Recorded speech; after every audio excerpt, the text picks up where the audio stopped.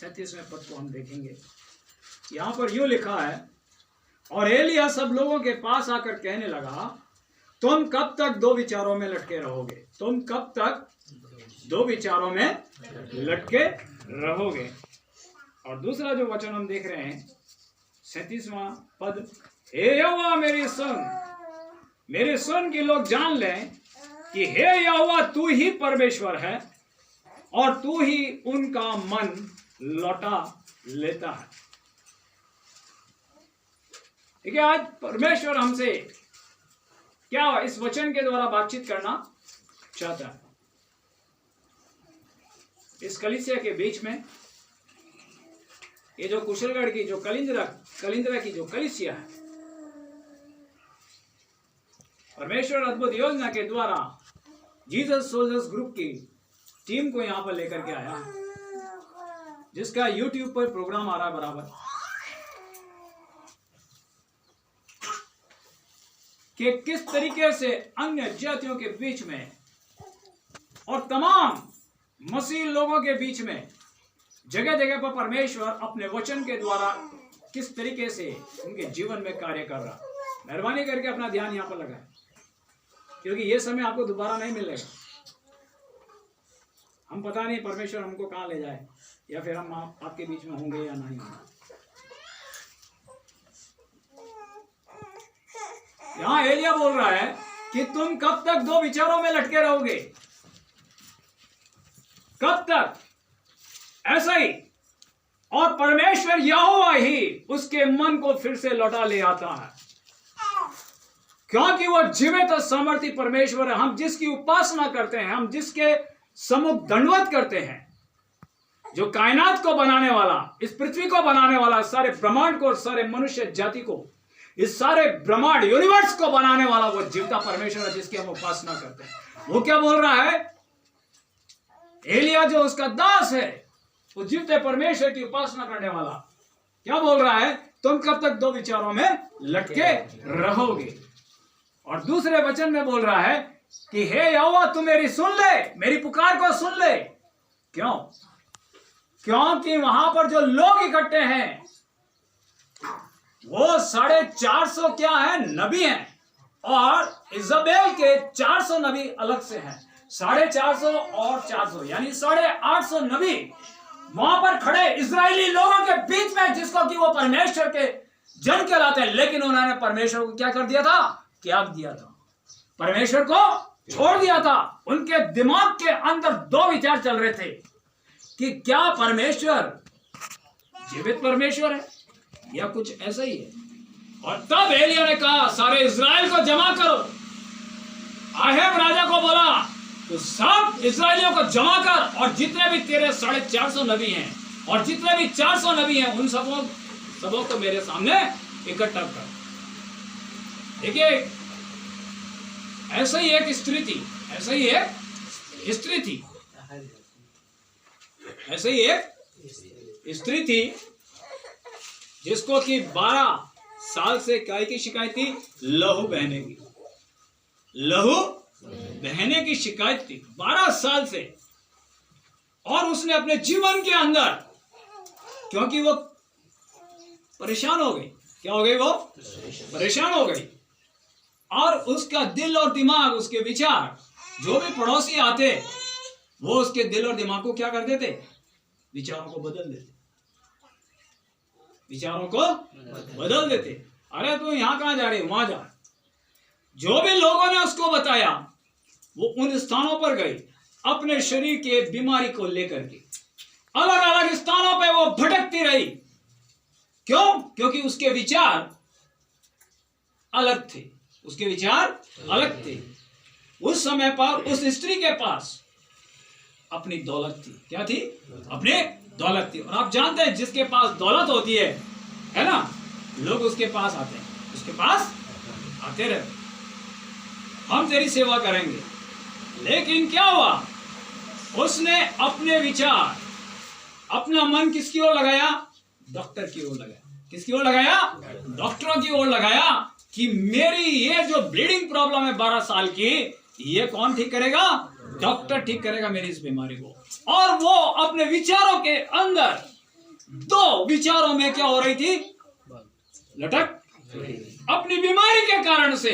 जिस तरह से ये इजरायली लोग जो थे, ये लटके हुए थे दो विचारों में कि हम कौन से देवता को माने, कौन से ईश्वर को माने, किसके ऊपर विश्वास करें। उसी तरीके से यह जो 12 साल की जो लहू बहने की बीमारी थी, बीमार थी ये स्त्री, इसके विचार भी इसी तरीके से दो राहों पर लटके हुए थे।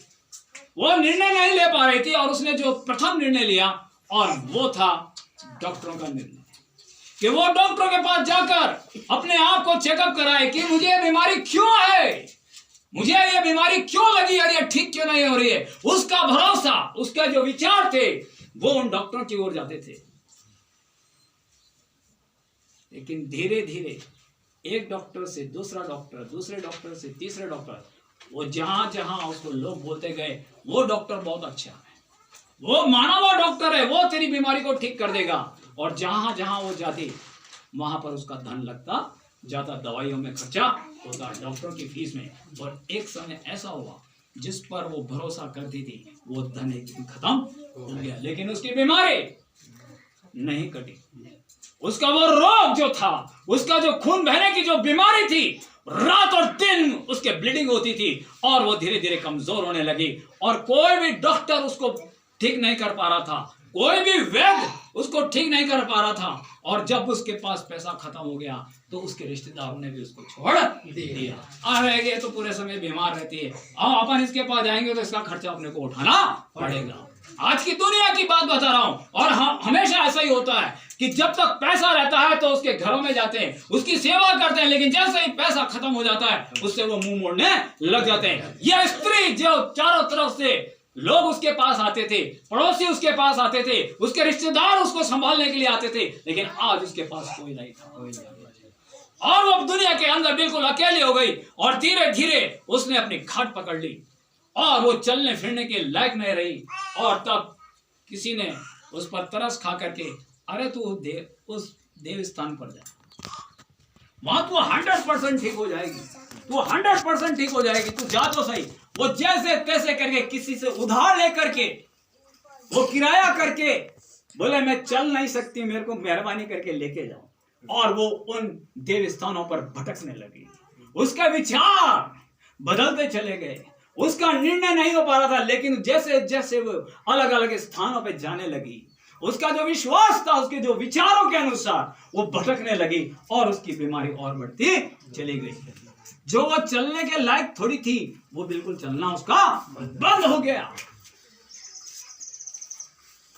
और तब उसके सामने मृत्यु मंडराने लगी, उसके सामने मृत्यु मंडराने लगी। मैंने अच्छे से अच्छे डॉक्टरों को दिखाया, मैंने बढ़िया से बढ़िया सारा चेकअप कराया, अपना पैसा उनके पर दिया, मैं अलग अलग देव स्थानों पर गई, अलग अलग तीर्थ स्थानों पर मैं गई, लेकिन मुझे वो बीमारी ठीक होने के बजाय और बढ़ गई।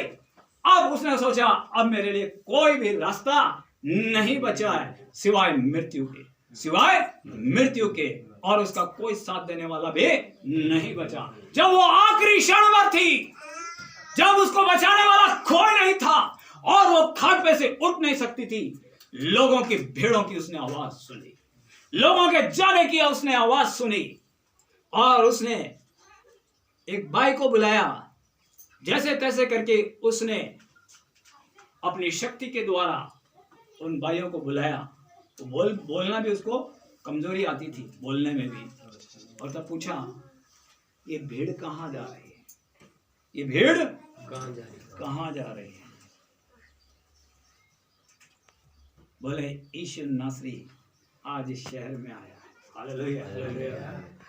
आज यीशु नासरी जो 4 दिन के सड़े हुए मुर्दे को जिंदा करता है, जो जन्म के अंधे को आंखें देता है, जो जन्म के लंगड़े को चलाता, जिसके हाथ रखते ही उसके मुंह के वचन से निकलते ही वो लोग चंगे हो जाते हैं।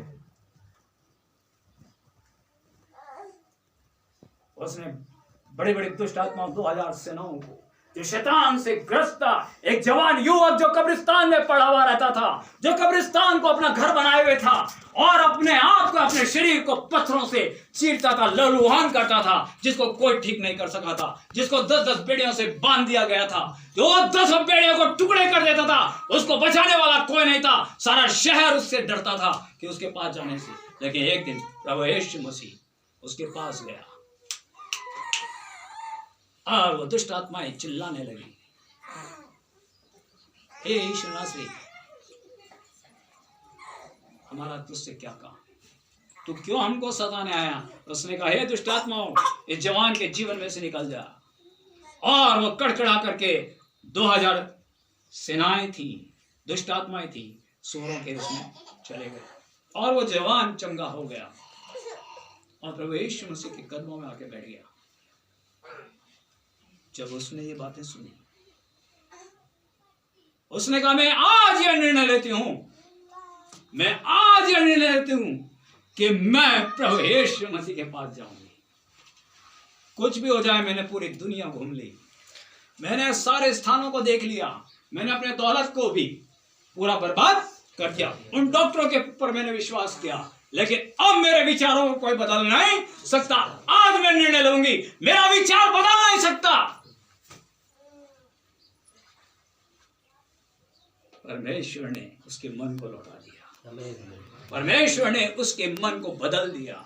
उसका पहले कठोर हृदय था जो दूसरी बातों में जाता था, दूसरों के कहने पर उनके विश्वास में वो चली जाती है, लेकिन आज उसने पहली बार निर्णय लिया कि मैं आज प्रभु यीशु मसीह के पास जाऊंगी, चाहे कुछ भी हो जाए, मैं गिरती पड़ती लुढ़कती हुई और क्रॉलिंग करती हुई मैं प्रभु यीशु मसीह के पास जाऊंगी। हालेलुया। चाहे कुछ भी हो जाए, चाहे लोग मेरे को कुचल डाले, लेकिन मैं आज प्रभु यीशु मसीह के पास जाऊंगी। उसने निर्णय ले लिया कि अब मैं दो विचारों में नहीं लटकूंगी, लेकिन मैं एक ही मार्ग को पकड़ूंगी और उस जीते परमेश्वर जो मुझे जिंदगी दे सकता है, हालेलुया, जो मेरे जीवन को बचा सकता है, आज कुछ भी हो जाए। और जब वो जाने लगी, लोगों की भीड़ उसके धक्के उसके ऊपर लगे और वो गिर गई, क्योंकि बहुत कमजोर थी।